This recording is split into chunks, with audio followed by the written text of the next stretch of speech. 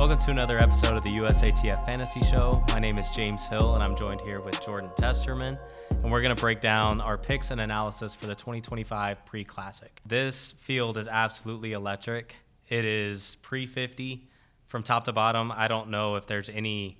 We're going to go through our locks, our dark horse, our looking forward to for the meet, but really, I think I can speak for me. I don't know about Jordan, but I'm looking forward to everything.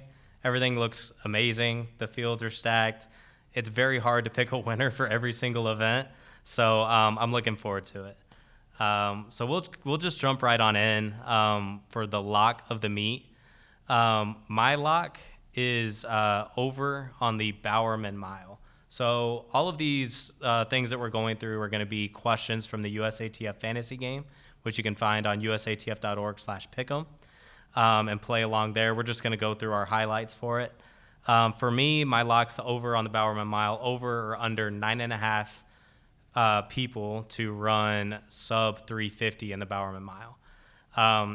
For me, my lock is over. You've got, 9 of the top 15 in the world, plus Grant Fisher, Jake Whiteman aren't even considered in that. So you've got Yard Naguse, Cole Hawker, Timothy Chariot, Hobbs Kessler. I think between all of that, you're going to have over 9.5 run sub 350, especially it's the Bowerman Mile. It's the marquee event of pre-50. They're going to want to run fast, especially this time of year. It's a little bit later than it was in years past. Memorial Day weekend, now we're 4th of July weekend. I think you're going to see some fast times, and I think over 9.5. I like that pick a lot, and it's not only the marquee event of this meet, but it's the most prestigious mile of the entire year. So everybody's going to be gunning for the win here. So 11 out of these guys in the field have already run sub 333 in the 1500. So you think with the mile conversion, as long as they stick with the pace, whatever the pace is going to go out for, I think, a lot of those guys, that's not even including Grant Fisher, who hasn't run a mile this year. So I think 9.5 over is a pretty solid pick. For my lock of the meet, I think there's one question on the slate that should be a pretty obvious one for you guys. I'm going to go over 22 meters on the men's shot put. There's no Krauser in the field this year, but there's a lot of guys in here that are hovering right around that 22-meter mark. Only 2 guys in the world this year have thrown over 22, but you also got Tripp, Rajendra Campbell, Tom Walsh, Joe Kovacs, all in the field. All those guys are in the high 21 meter range. Leonardo Fabri from Italy has the world lead at 22:31. He's obviously the favorite going into this one, but he's only had one meet over 22 meters. And then Peyton Otterdahl just threw over 22 for the first time this season at Ironwood this past Saturday. So, we got a lot of guys that are right around there. So I think the line is fair at 22 meters. Yeah, I'm going to go over. I feel pretty solid about that. Yeah, I love that pick. Going on to what my dark horse of the meet is. My dark horse is Melissa Jefferson Wooden in the women's 100.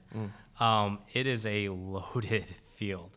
It has your gold medalist, Julian Alfred. It's got Sha'Carri Richardson. And it's got any other athlete category, there's some sleepers in there. You got Toulouse. You've got Dina Asher-Smith. From top to bottom, I think anybody could win this. But just seeing what times Melissa has thrown down at Grand Slam and just throughout the outdoor season so far, she looks to be in the just incredible shape, and Dennis has her running extremely well. The caveat there is Dennis also coaches Sha'Carri and TT Terry, which are both in this race. So I think you're going to see fireworks for sure in the women's 100, but for me, my dark horse is Melissa Jefferson Wooden. It's crazy that Melissa can even be considered a dark horse after what she's done at Grand Slam this year so far. But like you said, we got the Olympic champion in here who's running super well this year so far. You can never count out Sha'Carri. She won this event last year. Tina Clayton's in there, just won Jamaican trials with a 10.8. It's going to be a crazy race. Pivoting to my dark horse, I'm actually going to go over to the men's 100, and my dark horse of the meet is going to be my man, Trayvon Bromell, to upset Kashane Thompson in the men's 100. Look, Kashane is going to be the odds-on favorite for this one. He just ran 975 win legal to win the Jamaican trials. Looked very good doing it. Not going to deny, and we're talking about the Olympic silver medalist here. So obviously he's going to be there contending for the win, if not, the heavy favorite. But Trayvon Bromell is back, baby. Like, come on. He just ran 984 a few weeks ago to win the Rome Diamond League. Looked extremely good doing it. I mean, when this dude is healthy, can we really count him out? I don't think so. I think Trayvon is going to pull this upset off. People always forget, like, he's only had, 2 or 3 healthy seasons as a pro.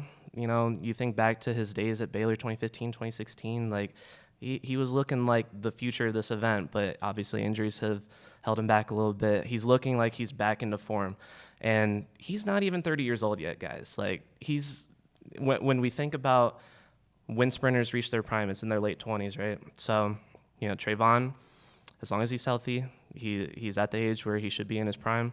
I think he's going to have a great year this year. He's going to have a great race on Saturday. And one other thing I want to mention, 6 of the 10 fastest times that Trayvon has ever run in the 100 have been at Hayward Field. So he loves this track. This track has been very good to him. In contrast, Kashane has only run faster than Bromell's season's best outside of Jamaica twice, and both were at the Olympics. So, I don't know. Do with that information what you will, but I'm going with Trayvon here. Yeah, I love that. I think Trayvon is, the way he's been running this year, I mean, you saw what he ran at Rome. You saw how he's been progressing through the outdoor season. I think Trayvon's a very good pick. For me, personally, I just can't pick against what I saw Kashane do at the Jamaican trials. I mean, he looked every bit, of just that high caliber, peaking at the right time racer. Hey, Kashane always looks good in Jamaica, man. I know. And it's recency bias too.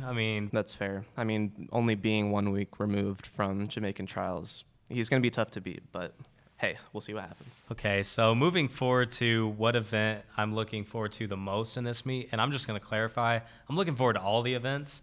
Every single event in this entire meet is completely stacked, and I think it's hard to pick just one event, but I was told I had to pick one event that I'm looking forward to the most, and I'm going to go women's long jump.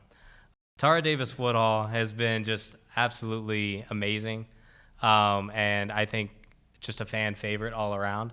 Then you've got Claire Bryant, who burst onto the scene during the indoor season, winning World Indoors in Nanjing. And then you go to Jasmine Moore, who is a double Olympic medalist, not to mention Monet, who is also an Olympian, and Malika Miyambo, who has won the World Championship before as well.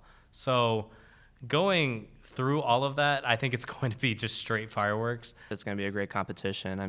Mahambo's the world lead right now at 7:07. Tara just jumped 7:05, and then everyone else that you mentioned has jumped over 6:90 at least once this year. So it's going to be an amazing competition. Lex Brown is also in there. She's had several meets over 6:90 this year. So it's anybody's for the taking. It's going to be exciting to watch. Every single event is stacked for this one. It's really hard to choose one that I'm looking forward to because I'm looking forward to all of them. But I'm really intrigued by the men's 400 at this meet. We got all 3 medalists from the Olympics last year in this one: Quincy Hall, Matthew Hudson-Smith, and Sammy Conga.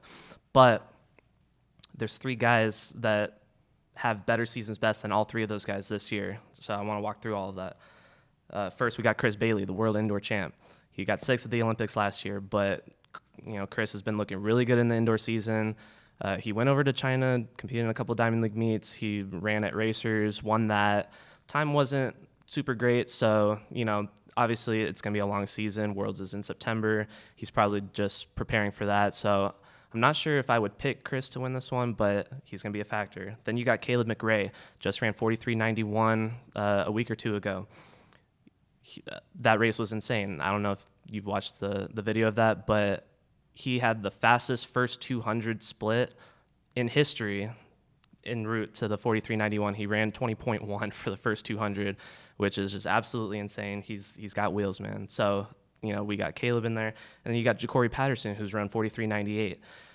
Look, I mean, Francisque is his coach. Francisque coached Fred to 43.6. So, you know, I think Ja'Cory's already having a great year. He's on track to make the team for Worlds in the men's 4 if he keeps performing like he has. And then going into the Olympic medalists, I don't have to expand too much on those guys. They have a proven track record of winning.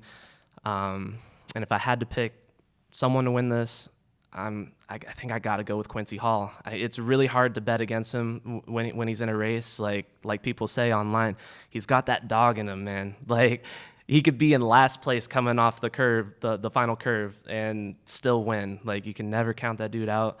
He came from behind to win the latest Diamond League. And, yeah, he's rounding into shape. He ran 44.22. You know, I think it could possibly take sub 44 to win this race. So I wouldn't be surprised to see Quincy take it. But, yeah, shout out to all the other events. I'm looking forward to everything, especially the distance events, always super stacked at pre. I didn't feel confident picking a winner for any of those. So if you want to watch the meet and follow along, it's going to be great competition.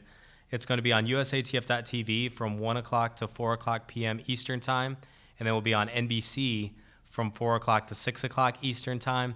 It's going to be globally broadcast, so make sure you tune in and watch that. It's going to be amazing competition. Yeah, and if you want to play the USATF fantasy game, you can go to usatf.org/pick'em. It's going to be 10 questions.